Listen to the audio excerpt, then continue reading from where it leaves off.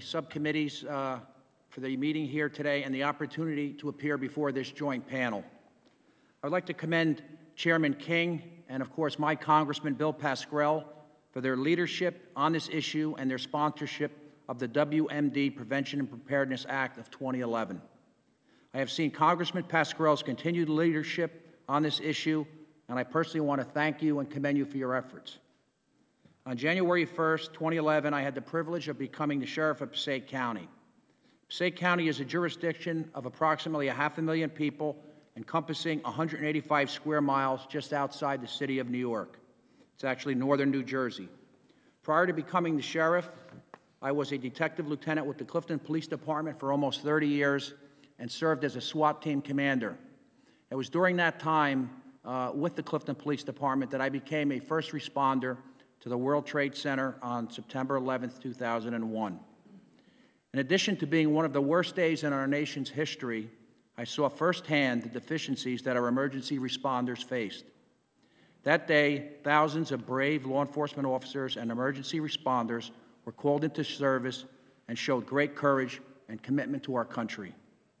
Unfortunately, there were many obstacles to overcome. We did not have the proper equipment, training, and the ability to communicate during this horrific event. As the years have gone by, some of those issues have been addressed, but many have not been completely mitigated. It is almost 10 years ago, the issues I observed, they still plague us and our local public safety agencies today. The passage of this bill is essential to our nation. Nationally, it is important that our government has a system in place for preventing and working through a WMD incident. It is equally important that public safety in general has a system to address these issues and resources to protect our citizens. In New Jersey alone, the home security grants are slated to be reduced by 50% this fiscal year. That is not only short-sighted, but a dangerous public policy decision. In Passaic County, the sheriff's officers benefit greatly from funding through the Urban Areas Security Initiative, and as the Sheriff's Office deploys certified CBRN, Hazmat, Bomb Squad, SWAT teams as defined by NIMS. The ability to train and equip these teams properly is a direct result of the funding provided by UASI. These proposed reductions in funding will be devastating. They will cripple the ability of these teams to respond in times of emergency. I understand that members of this panel share my concerns. In fact, recently I just read an article in the Government Security News where Representative Benny Thompson, the ranking member of the Homeland Security Committee, expressed these exact sentiments.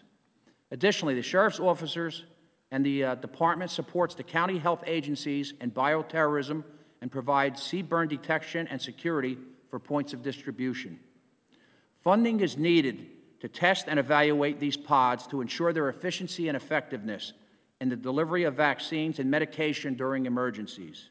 We must also ensure that first responders are equipped with the latest technology available to support their mission. Unfortunately, deficiencies in communication are still ongoing, still much of a problem in much of the state of New Jersey. With the current trend moving towards shared dispatch services, it is important to ensure that funding to enhance interoperable communications is provided. Initiatives like SAFECOM are consistent with fulfilling the objectives of the National Emergency Communications Plan. As demonstrated in the 9/11 attacks and other national disasters, the inability for first responders to effectively communicate with each other led to a substantial loss of life. Funding must be allocated to purchase additional frequencies in the D-block spectrum. This will enable deployment of the nationwide broadband network for first responders. Finally, there is no universal means to quickly and efficiently notify the public of impending emergencies. There exists a patchwork of communication systems where agencies currently deploy their own methods to notify their respective citizens and responders.